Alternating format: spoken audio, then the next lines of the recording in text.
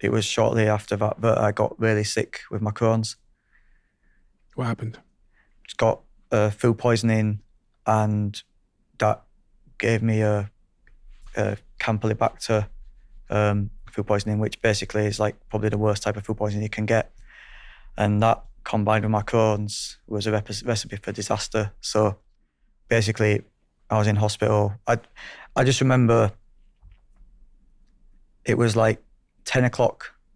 I was getting ready to go to bed and I went to the bathroom and I had this like horrible feeling in my stomach, but I've got Crohn's. So like, I'm used to kind of having to numb these feelings, you know. I'm used to just thinking, oh, okay, it's going to be uncomfortable for like half an hour and it'll pass, right? And it wasn't going away. And then suddenly, like, blood was coming out of my mouth. I was vomiting. Blood was coming out of both sides, right? And I didn't know what to do. Like, it wouldn't stop. I was in so much pain. I was screaming at my wife, like, and literally I got rushed to hospital, and they gave me all the medication to try, they put me on the drip and morphine and everything, and nothing was getting rid of the pain. Like, I never felt a pain like it. And I just did not understand what it was like. And because of that, it caused my Crohn's to kind of, even though I'd had so much of my Crohn's cut out already in previous operations, it caused it to spread into a different part of my bowel. And from that came the reactive arthritis, because in the part of the bowel that it moved to had different side effects that I'd never had before. Mm-hmm. Like, I remember like just getting these sensations where, like, I'd got kind of over the, a few months later, I'm over the like food poisoning element of it. I'm out of hospital. I'm kind of, trying to get on with my life. But I'd be holding my cards. I'd be doing, magic, like things that, stuff that I do in my sleep, right? But suddenly I was getting like shooting pains in my joints, and it was like electric shocks. I couldn't hold the cards anymore. I was struggling to move. Like, I'd be in a seat and I wouldn't be able to get up because like my knees would be like stuck. And I'd never had that experience before. And I suddenly felt like Mr. Burns, from The Simpsons. Mm-hmm. Like, he seems really frail and weak. And I felt like I wasn't old. I felt like I should be in my prime. You know what I mean? And I couldn't understand it. I felt like my body was deteriorating around me. And so I went basically on medical trials for the next few years.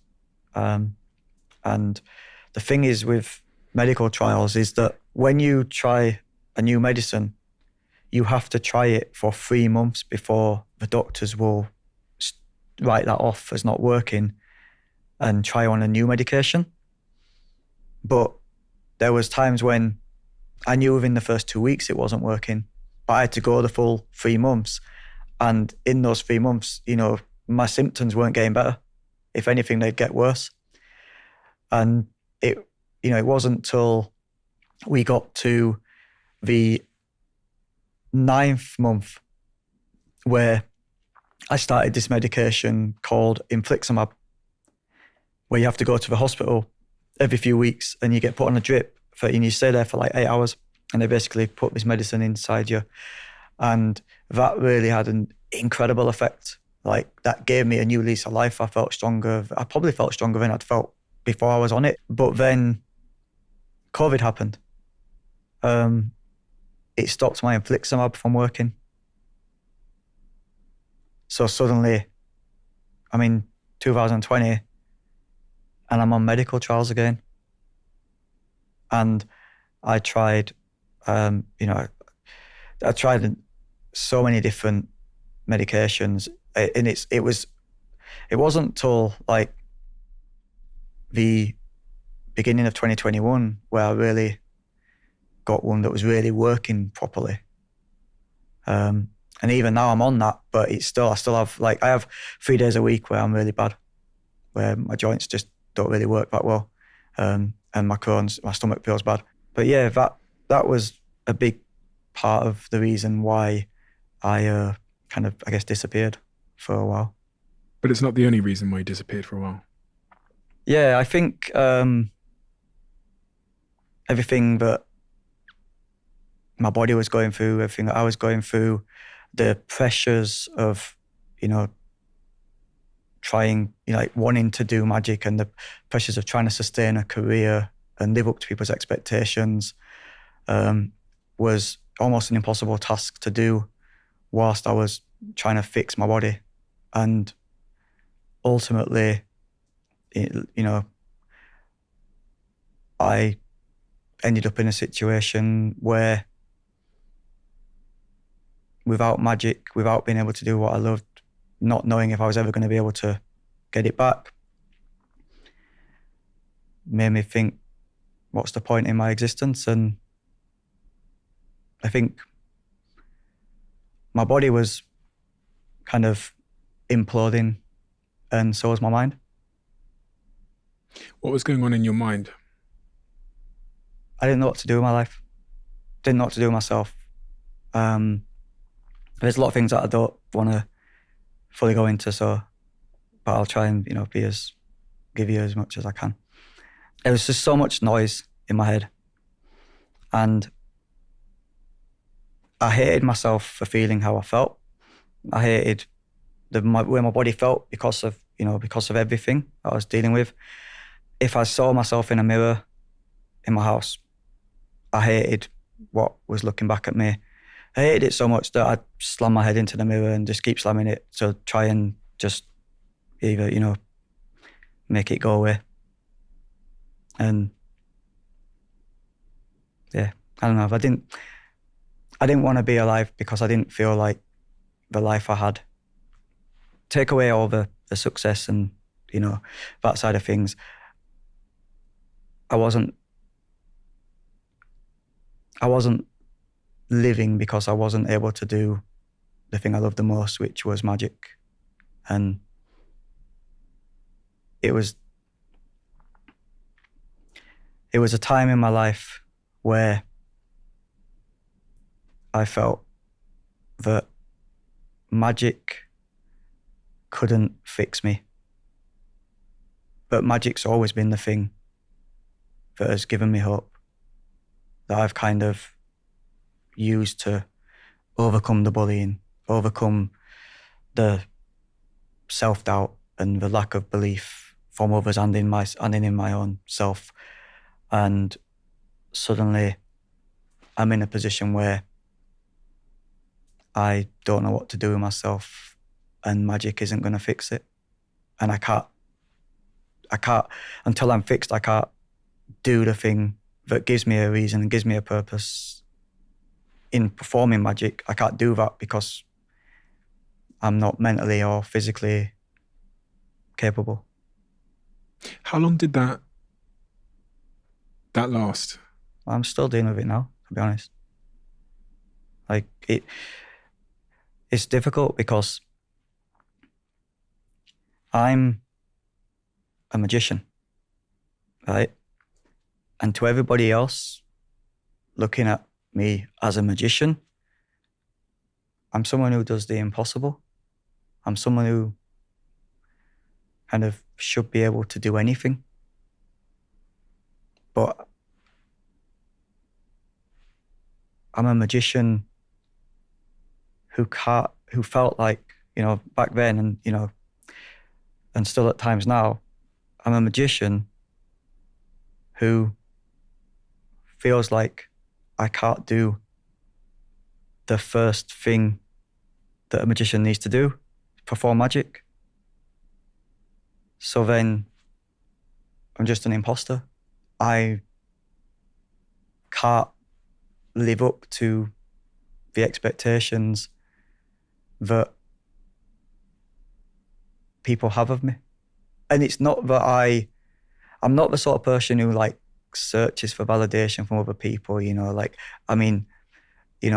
magic is not an art form that is seen as the coolest thing ever. Do you know what I mean? I'd have set myself up to fail if you know, if by following through with magic, if I'd have been naive to that point. Do you know what I mean? I know that magic's never been cool, right? And you know, I hope that in some small way I've helped to make it feel a bit cooler than maybe what it was perceived as. But magic's the only thing that I'm good at. And I think the way that I can manipulate my body and, you know, kind of handle cards and do the things is a big part of what's made my magic unique and feel special. And not being able to do that kills me. Am I right in thinking that at that same time, your grandmother had passed away, who was your biggest supporter? Mm-hmm. Your body was breaking down because of Crohn's and your illness around that time as well.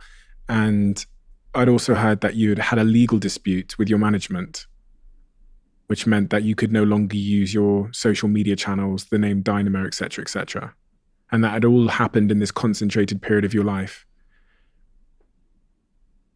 There's a lot of stuff going on, and yeah, like, you know, I think losing my nana ultimately was, I think the thing that, I guess the straw that broke the camel's back is the expression they use, because she's always been the backbone for me. Whenever I felt weak, and there's been a lot of times I felt weak, my nana's always been strong for me. And then with a lot of things going on in my life, with my life being flipped upside down, you know, and then my nana going as well, it was just like, man, like, you know, it just felt like the world was out to get me. And I kind of wanted the ground to just break open and just swallow me up. If I was a fly on the wall in your house at that time, what would I have seen? A lot of stuff that I don't really want. I wouldn't want anybody to see. Like, I wasn't very nice to myself. There's a lot of pain, but also a lot of numbness. And I felt that, ironically, actually, I didn't feel like, I felt so numb that I'd hurt myself to try and feel something. Self-harming? Mm-hmm.